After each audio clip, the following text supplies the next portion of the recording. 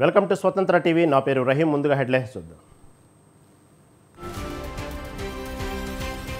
పల్నాడులో పోలీసు యంత్రాంగం విఫలమైంది. టీడీపీతో పోలీసులు కుమ్మక్కయ్యారన్న అంబటి.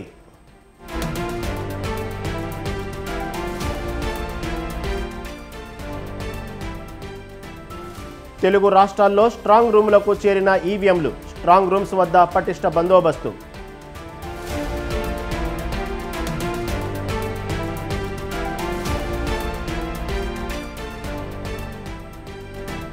రైతు భరోసా వెయ్యనందుకు రైతులు ఆగ్రహంతో ఉన్నారు. అమలు కాని హామీలు ఇచ్చి కాంగ్రెస్ మోసం చేసిందన్న కేటీఆర్.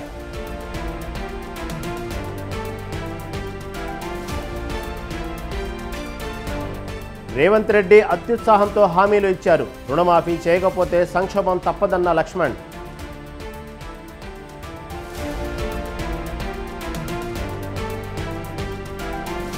బీఆర్ఎస్ నుంచి 20, బీజేపీ నుంచి 5 ఎమ్మెల్యేలు టచ్లో ఉన్నారు. తమ బలం 90 సీట్లకు చేరుకుంటుందన్న జగ్గారెడ్డి.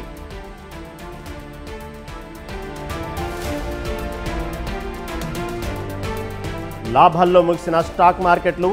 సెన్సెక్స్ 328, నిఫ్టీ 113 పాయింట్ల లాభం.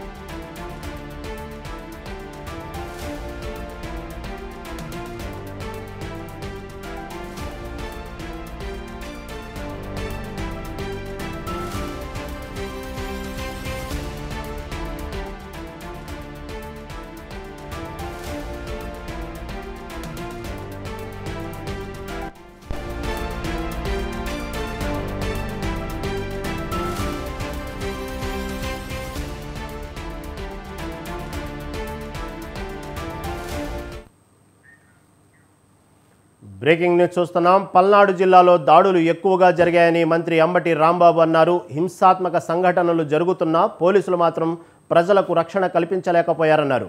ప్రజలపై రాళ్ల దాడి జరుగుతుంటే పోలీసులు సరిగా స్పందించలేదన్నారు. పోలింగ్ సమయంలో జరిగిన అవకతవకలపై ఈసీకి ఫిర్యాదు చేశామన్నారు. ఈసీ ఆదేశాల మేరకే ఎన్నికల సమయంలో కలెక్టర్లు, ఎస్పీలు, కీలక అధికారులు పనిచేస్తారన్నారు. సమయంలో జరిగిన కొన్ని అవకతవకలు, పోలీస్ ఫెయిల్యూర్ని ఎలక్షన్ కమిషన్ గారికి వివరించడం కోసం, కొన్ని రిప్రజెంటేషన్స్ ఇవ్వడం కోసం వారి దగ్గరికి రావడం జరిగింది. అఫ్కోర్స్ వైఎస్ఆర్ కాంగ్రెస్ పార్టీ ప్రభుత్వం అధికారంలో ఉన్న మొత్తం అడ్మినిస్ట్రేషన్ అంతా కూడా ఎన్నికల కమిషన్ ఆధీనంలోకి వెళ్తుంది ప్రజాస్వామ్యంలో. కాబట్టి ఎన్నికల కమిషన్ ఆదేశాల మేరకే ఎన్నికల సమయంలో కలెక్టర్స్ కానీ, ఎస్పీస్ కానీ, కీలకమైన అధికారులందరూ కూడా వారి ఆదేశాలను పాటిస్తూ ముందుకు వెళ్తూ ఉంటారు.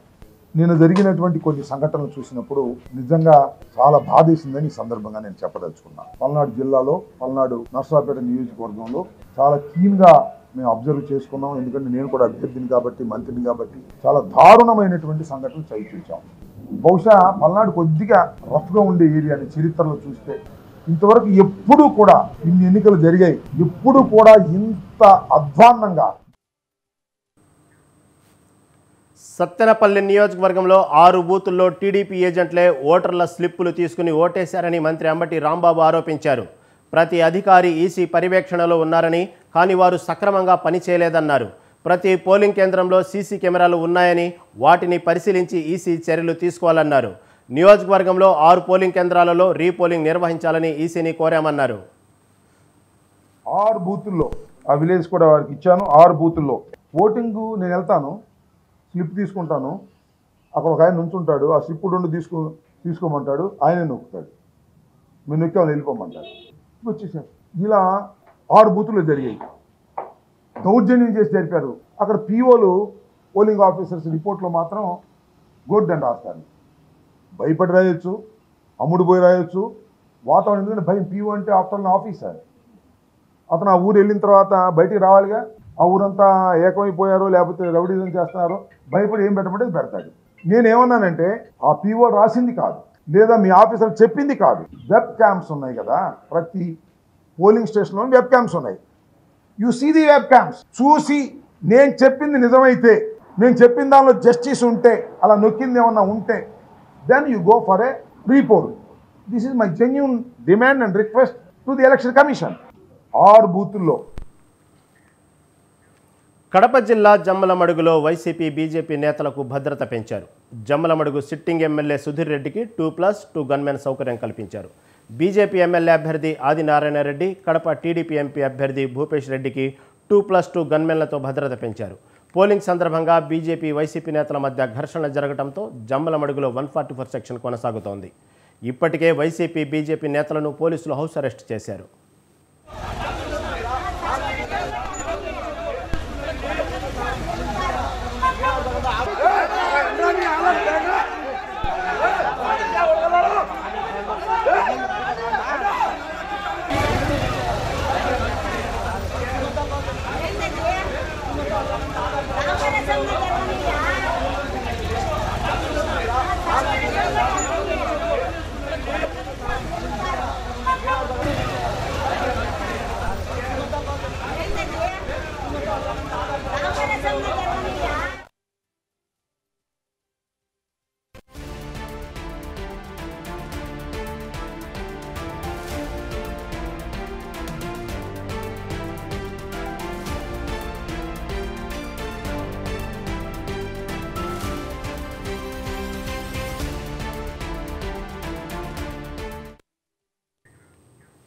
బ్రేకింగ్ న్యూస్ చూస్తున్నాం. తెలంగాణలో కాంగ్రెస్ పార్టీ మెజార్టీ స్థానాలు గెలుచుకుంటామనే ధీమా వ్యక్తం చేస్తోంది. పోలింగ్ సరళిని సమీక్షించిన పార్టీ 17కు 13 స్థానాలు గెలుచుకుంటామన్న ధీమా వ్యక్తం చేస్తుంది. అసెంబ్లీ ఎన్నికలతో పోలిస్తే 4 నుంచి 5% ఓట్లు పెరుగుతాయని కాంగ్రెస్ నమ్ముతోంది. చాలా చోట్ల పోలింగ్ తమకు అనుకూలంగా జరిగిందని, ఓటర్లు తమ ప్రజా పాలనను ఆశీర్వదించారని ధీమాతో ఉంది. ఇప్పటి వరకు ఉన్న సర్వేల రిపోర్ట్లు, పార్టీ నేతల అభిప్రాయాలు, వివిధ వర్గాల నుంచి అందిన సమాచారం ప్రకారం ఈ ఎన్నికల్లో రాష్ట్రంలో 13 సీట్లు పక్కాగా గెలుస్తామని అంచనాకు వచ్చింది. ముఖ్యమంత్రి రేవంత్ రెడ్డి తన నివాసంలో పార్టీ ముఖ్య నేతలు, ఎమ్మెల్యేలు, అభ్యర్థులు, నియోజకవర్గాల ముఖ్య నేతలతో మాట్లాడి పోలింగ్ జరిగిన తీరును సమీక్షించారు.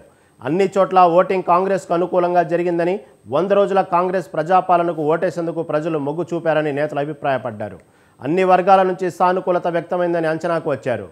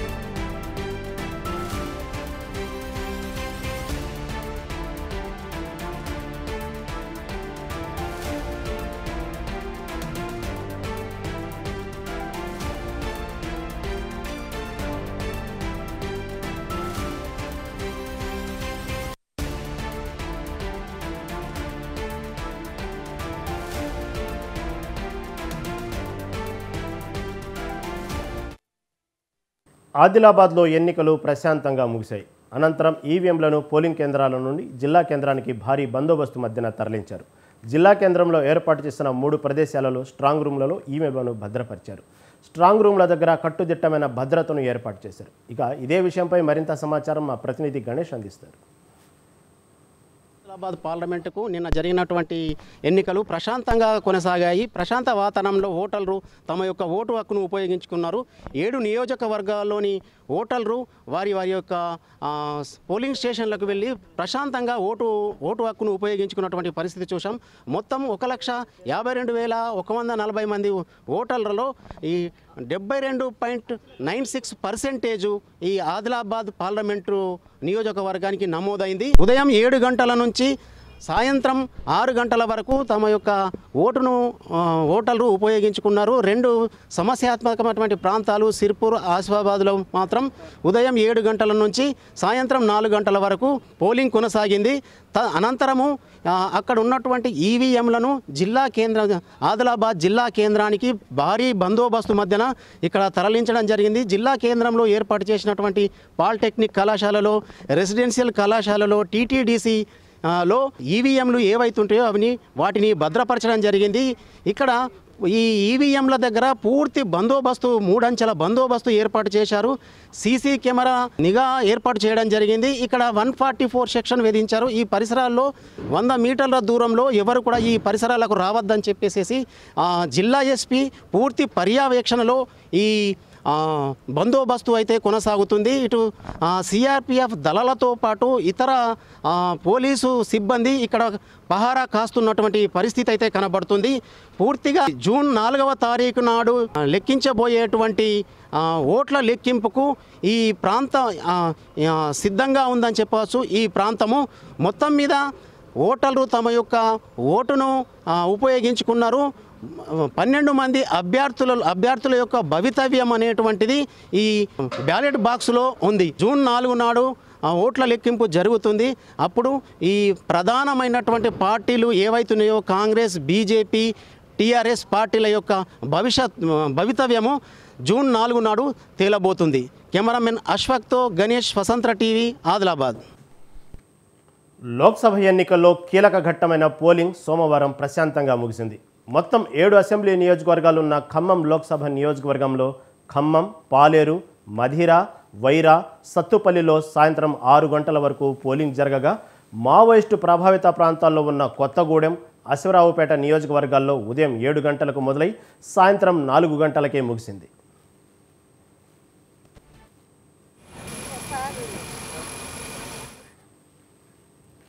ఖమ్మం లోక్సభ నియోజకవర్గంలో 75.19% పోలింగ్ జరిగింది.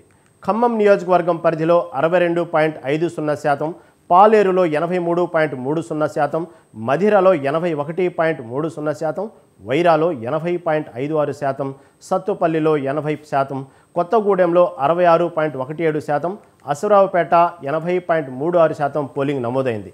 సత్తుపల్లి జిల్లా పరిషత్ పాఠశాలలో ఈవీఎం అరగంట పాటు మొరాయించింది. ఎన్కూరు మండలం రాయమాధవరంలో ఎస్ఎస్పీ కాలువపై బ్రిడ్జి నిర్మించడం లేదంటూ గ్రామస్తులు ఓట్లు బహిష్కరించి నిరసన వ్యక్తం చేశారు.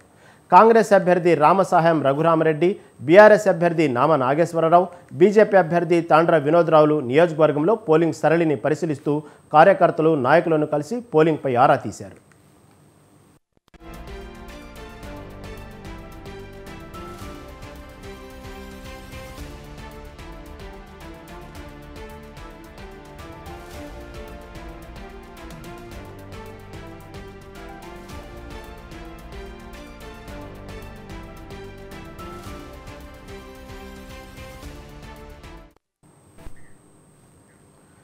ఏపీలో ఓటింగ్ పోటెత్తింది.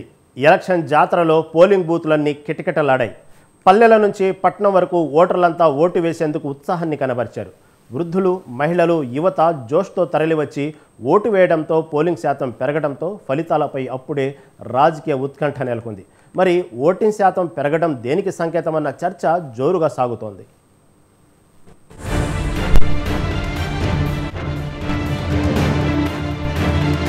ఏపీలో 175, అసెంబ్లీ 25, పార్లమెంట్ స్థానాలకు ఓటు వేయడం కోసం జనం పోటెత్తారు.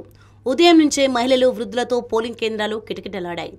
మండుటెండను సైతం లెక్క చేయకుండా జనం ఓటు వేసేందుకు ఆసక్తి చూపారు. మారుమూల గ్రామాలు మొదలుకొని పట్టణాల వరకు భారీ ఎత్తున ఓటర్లు తమ ఓటు హక్కును వినియోగించుకున్నారు. ఇక ఈసారి పొట్ట చేతబట్టుకొని వలస వెళ్లిన వారంతా కుటుంబాలతో సహా సొంత ఊరికి తరలి వచ్చి ఓటు వేయడం శుభ పరిణామం. ఇక ఈసారి కొత్తగా సుమారు 10 లక్షల మందికి ఓటు హక్కు కల్పించడంతో యువత కూడా అదే జోరుతో తమ ఓటు హక్కును వినియోగించుకున్నారు. దీంతో రాష్ట్ర వ్యాప్తంగా భారీగా పోలింగ్ నమోదైంది. 6 గంటల్లోనే 40.26% రికార్డు స్థాయిలో ఓటింగ్ శాతం పెరిగింది. మొత్తంగా ఈ పరిణామాలతో ఫలితాలపై ఎవరికి వారు లెక్కలు వేసుకుంటున్నారు. ఎవరికి లాభం, ఎవరికి నష్టమన్న అంచనాలు వేసుకుంటున్నారు అధికార విపక్ష నేతలు.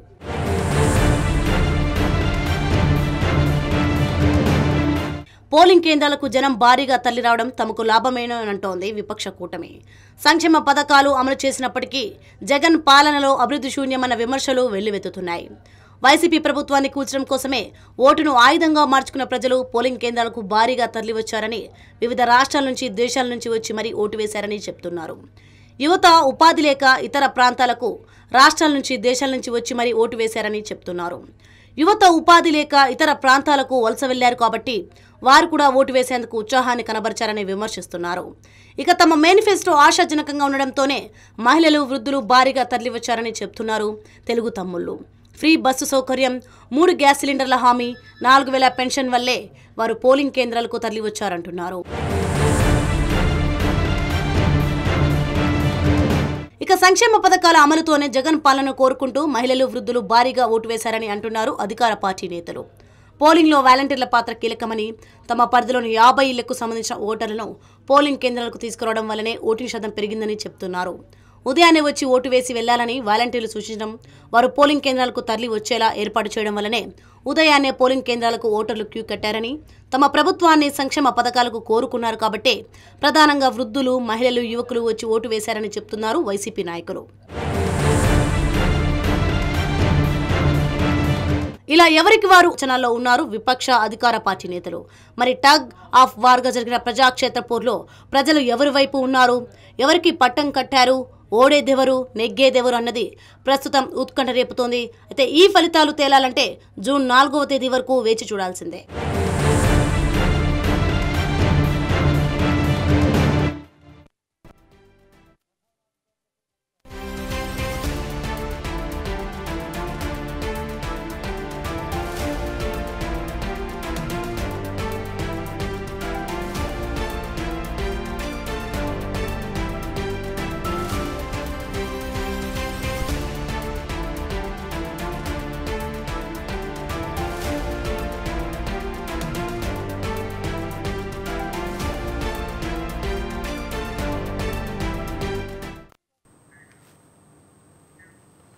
బ్రేకింగ్ న్యూస్ చూస్తున్నాం. ఏపీలో పోలింగ్ ముగిశాక కూడా ఉద్రిక్తతలు చల్లారడం లేదు. చంద్రగిరి నియోజకవర్గం టీడీపీ అభ్యర్థి పులివర్తి నానిపై దాడి జరిగింది. పులివర్తి నాని తిరుపతి పద్మావతి మహిళా విశ్వవిద్యాలయంలోని ఈవీఎం స్ట్రాంగ్ రూమ్ను పరిశీలించేందుకు వెళ్లారు. అక్కడి నుంచి తిరిగి వెళ్తుండగా వైసీపీ కార్యకర్తలు దాడికి పాల్పడినట్లు టీడీపీ శ్రేణులు ఆరోపిస్తున్నాయి.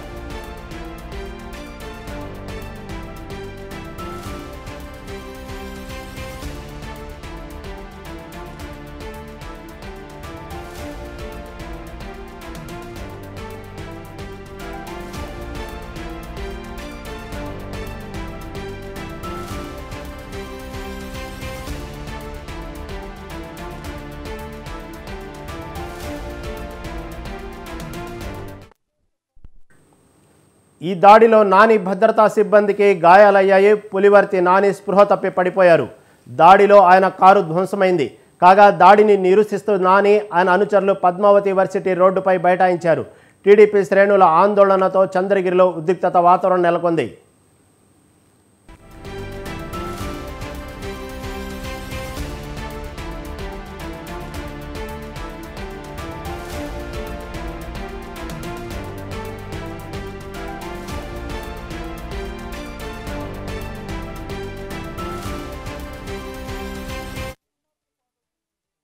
అందరూ కూడా మహిళా యూనివర్సిటీ దగ్గర రావాలి.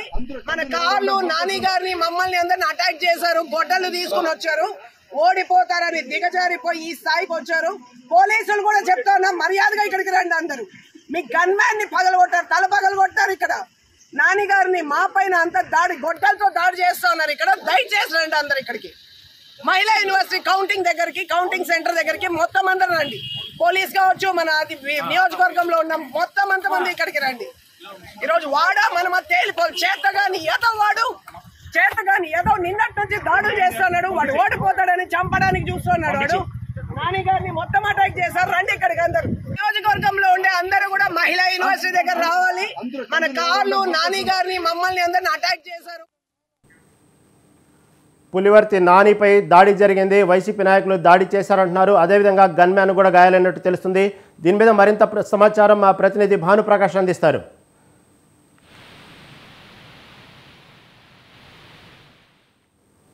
భానుప్రకాష్, పులివర్తి నాని ఘటనపై మీ దగ్గర ఉన్న సమాచారం ఏంటి? ఈరోజు మధ్యాహ్నం అనగా పొద్దున్నే ఈ ఈవీఎంలు భద్రపరిచే పద్మావతి మహిళా యూనివర్సిటీ దగ్గరికి అందరు నాయకులు, అంటే ఈవీఎంలు భద్రత పటిష్ట ఎలా ఉంది చూడడానికి పద్మావతి మహిళా విశ్వవిద్యాలయం పక్కకు వచ్చి సందర్శించి వెళ్లారు. అందులో భాగంగా పులివర్తి నాని ఆయన భార్య సుధారెడ్డి ఇద్దరు ఈవీఎంలు భద్రపరిచిన పద్మావతి మహిళా విశ్వవిద్యాలయం దగ్గరికి వచ్చారు. అదే సమయంలో వైసీపీ నాయకులు, అంటే రామచంద్రాపురం వైసీపీ నాయకులు బాబ్జీ, ఆ తర్వాత భాను వీళ్ళందరూ రావడం జరిగింది. అదే సమయంలో స్వల్పంగా మాట పెరిగి ఆ తర్వాత పులివర్తి నాని మీదికి వాళ్ళు దాడికి దిగడం జరిగింది. దాడిలో పులివర్తి నానిని గాయపరిచి పులివర్తి నాని హత్య చేయడానికి కూడా ప్రయత్నించారు. అంటే మారణ ఆదాయాలు, గొడ్డలి, ఆ తర్వాత కర్రలు వంటివి తీసుకొచ్చి ఒకసారిగా అటాక్ చేయడం జరిగింది. ఈ అటాక్ లో పులివర్తి నాని అయితే తప్పించుకున్నారు, కానీ కారు ధ్వంసం అయింది. అది గన్ మ్యాన్ కి అయితే తీవ్ర గాయాలు తగిలాయి. ఎందుకంటే ఒక్కసారిగా వైసీపీ కార్యకర్తలందరూ రాళ్ల దాడి జరపడంతో గాయాలైతే అయ్యాయి. ఈ పులివర్తి నాని గన్ మ్యాన్ అయితే తన ఆత్మరక్షణ కోసం ఏకంగా గాల్లో 2-3 సార్లు కాల్పులు కూడా జరిపాడు. ఎందుకంటే ఈ అల్లరి మూకలు ఎవరైతే ఉన్నారో ఈ వైసీపీ నాయకులు, వాళ్ళని వెంబడించి రాళ్లతో కొట్టడం జరిగింది. ఈ రాళ్ల దాడిలో ధరణికి తీవ్ర గాయాలైతే అయ్యాయి. ఆయన హుటాహుట తిరుపతి స్థానిక రొయ్య హాస్పిటల్ కి తరలించడం జరిగింది. ఈ ఘటన జరుగుతున్నంత సేపు అక్కడ ఉన్న ప్రజలంతా కూడా భయభ్రాంతులకు గురయ్యారు. ఏం జరుగుతుందనే అర్థం కాని సిచ్యువేషన్ లో అలాంటి సడన్ అటాక్ జరగడం వాళ్ళకు కూడా ఆశ్చర్యం కలిగించింది. అక్కడ ఉన్న భద్రతా సిబ్బంది కూడా వాళ్ళని నివర్తించడానికి చూశారు, కానీ వాళ్ళు పోలీసులు చేరుకునే సమయానికి కొంత సమయం పట్టింది. ఈ సమయం లోపలే మొత్తం దాడి అయితే జరిగిపోయింది.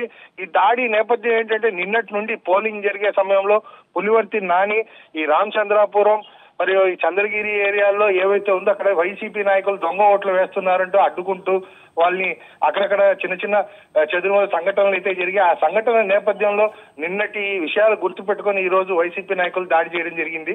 ఈ దాడిలో అయితే కేవలం గన్ మ్యాన్ తీవ్రంగా గాయపడ్డాడు. మిగతా వాళ్ళకి స్వల్ప గాయాలు అయితే అయ్యాయి. మొత్తానికి పోలీసులు ఇప్పుడు సిచ్యువేషన్ కంట్రోల్లోకి అయితే తీసుకొచ్చారు.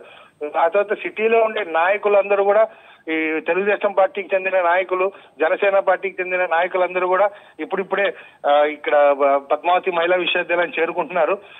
ఇంకా ఈ అటాక్ ఏదైతే ఉందో దాని పరిమాణాలు తీవ్రంగా ఉండొచ్చు, ఇంకా కొన్ని అల్లర్లు జరిగే అవకాశం ఉందని చెప్పి పోలీసులు పటిష్టమైన భద్రత కూడా ఏర్పాటు చేశారు. Okay right Dhanuprakash. Okay right, thank you. Hello,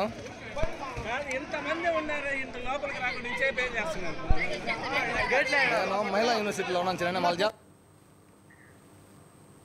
ఇవి ఇప్పటివరకు అప్డేట్స్. మరిన్ని అప్డేట్స్ కోసం చూస్తూనే ఉండండి స్వతంత్ర టీవీ.